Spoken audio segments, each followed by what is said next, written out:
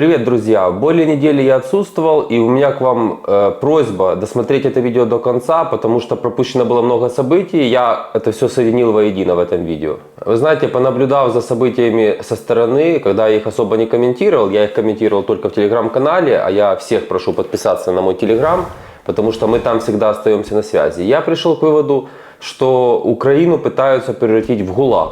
Самый настоящий ГУЛАГ, какой-то лагерь, который абсолютно не создан для того, чтобы там жили люди, личности, я бы сказал. Там хотят сделать трудовой лагерь для олигархов, для политиков, для всей этой шоблы, которую мы вынуждены называть истеблишмент. Я расскажу вам, как было до войны. До войны 70% этого истеблишмента, так называемого, конечно, они 5 дней в неделю жили в Киеве. В пятницу вечером они улетали кто в Вену, кто в Тель-Авив, кто в Лондон, уикенд проводили там, а в понедельник они, в пятницу вечером или в понедельник до обеда, они возвращались в Украину. Их дети учатся все на Западе, их жены чаще всего на Западе, потому что там лучше шопинг, там более им комфортно жить. Зачем же нам жить в продукте, который мы создали, в государстве, которое мы создали под названием Украина? Они вас всех презирают, они не хотят жить с вами в одном обществе. Вот так это все было. Сейчас что мы видим, вот этот вот пост, я же говорю, записываю с опозданием, уже это все обсудили по поводу Денисенко, соратника Порошенко, который под каким-то непонятным соусом пытался преподнести идею о том, что границы нужно закрыть на 3 года после окончания войны. Вот приличных слов у меня нет, чтобы такое комментировать. Я просто хочу вам сказать, что не думайте, что это случайность, не думайте, что это ой, обознался, ой, не так подумал, не так сформулировал, ой, что-то нашло. Нет, это проверка. Это информационные технологии, которые делаются для того, чтобы проверить, неважно с какого лагеря они идут, эти технологии делаются для того, чтобы проверить общество. Я вам хочу сказать, что возможно даже такой вброс, потому что люди сейчас в таком нервном напряжении, не хотят сильно разбираться. Для них уже любой с этого истеблишмента, хоть Порошенковский, хоть Зеленского, это как представитель власти. И поэтому они таким образом хотят еще больше под шумок негатива Зеленскому. Я не знаю, но поверьте, это все не случайно. Реально, вы знаете, мое отношение к Зеленскому понятно, и к Порошенко я отношусь не намного лучше, я вам так скажу. Поэтому для меня все понятно. И те, и эти хотят всех нас взять в рабство. До этого я тоже опубликовал пост в Телеграм. Я не хочу называть фамилию этого военного. Это серьезный военный. Это человек, который воевал и во времена АТО. И в принципе это его основной вид деятельности. Ну вот этот молодой парень, он даже, по-моему, моложе меня. Он предлагает следующую вещь. Он сказал, что есть 2 пути окончания войны. Нормальный и на букву БЛ. Вы поняли? Значит, нормальный, это нужно закрывать страну, тотальную мобилизацию всех мужиков на фронт, весь частный бизнес, весь госсектор должен работать на войну и по-хорошему 5 лет воевать с Россией. И только такой путь победы он считает реальным и приемлемым. Тогда выйти на границы 91 года и так далее.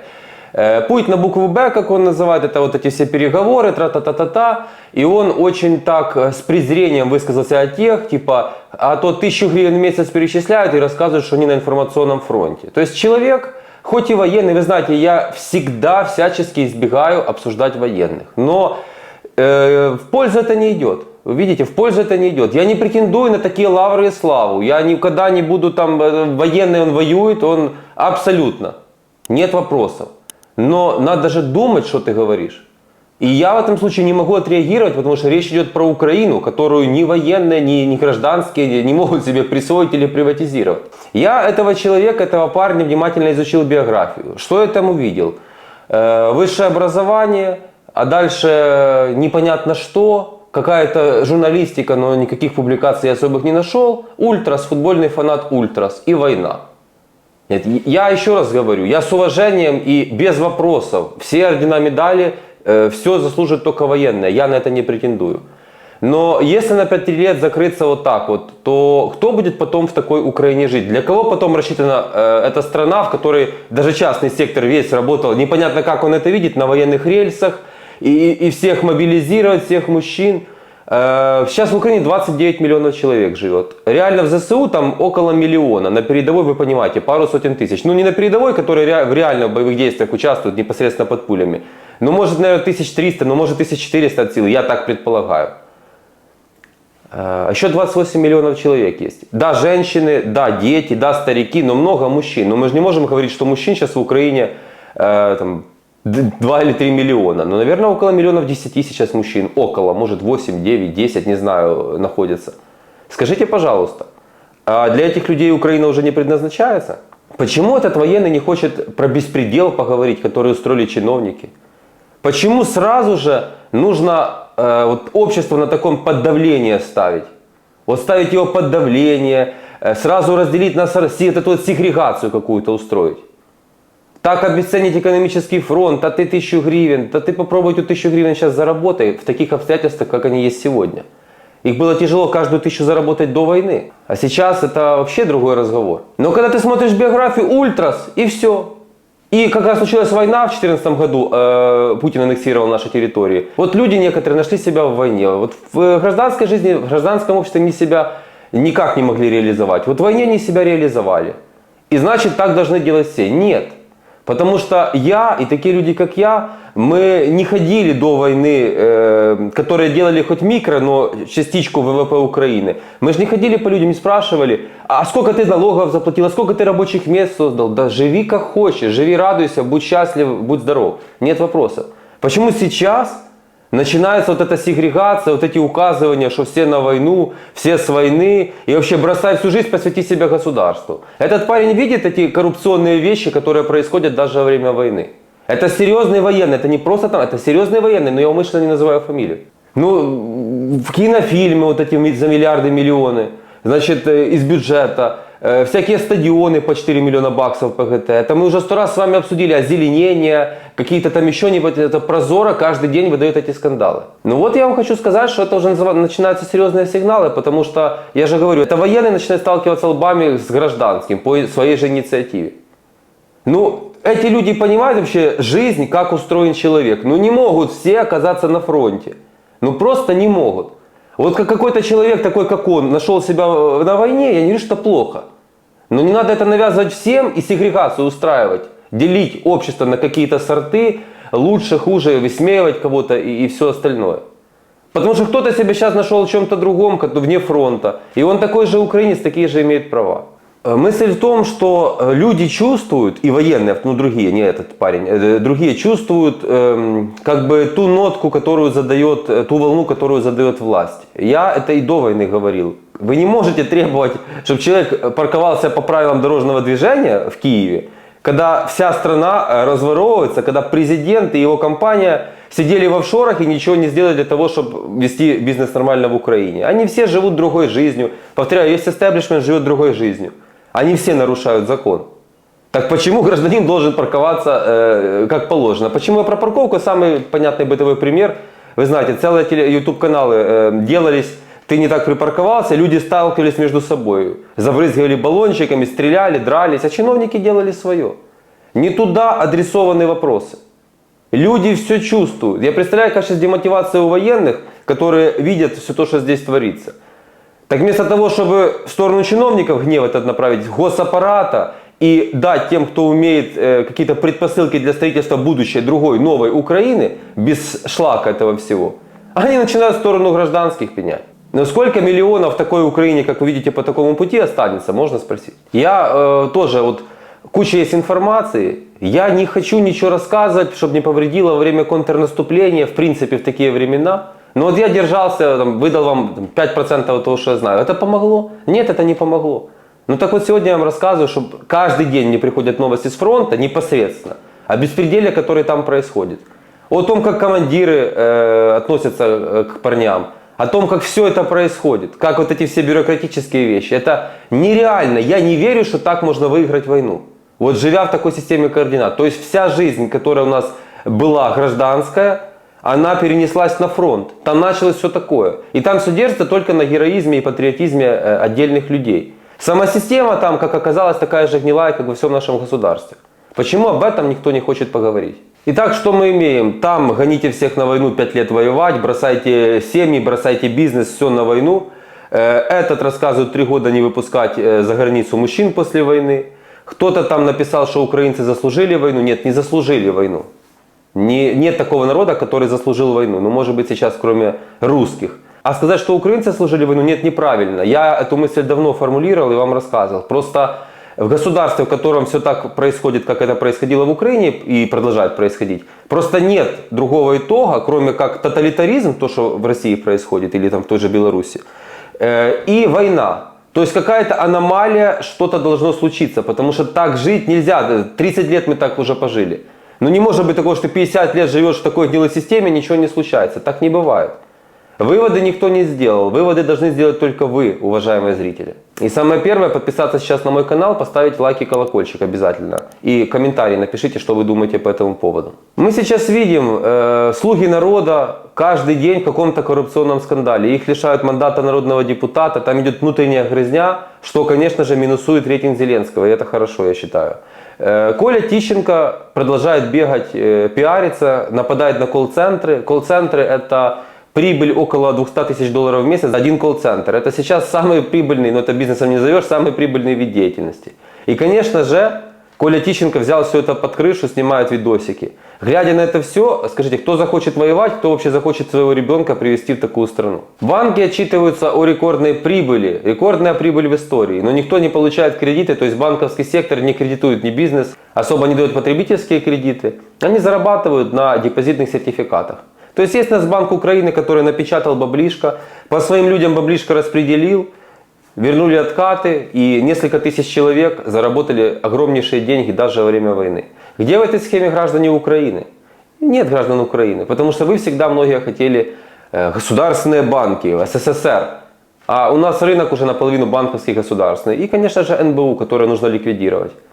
Вот такой итог на сегодняшний день мы имеем. Но выступает президент и что говорит? Если кому-то кажется, пожурил пальчиком, если кому-то кажется, что война где-то там далеко, то я призываю вас вернуться в реальность, что война здесь.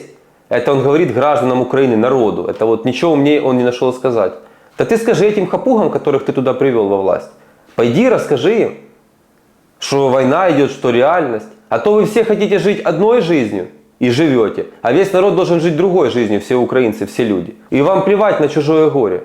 Весь этот эстаблишмент только разбогател, все люди обеднели. И выходит президент, вместо того, чтобы сказать, как завтра жить, какую-то национальную идею, потихоньку к мирной жизни начинать готовить людей.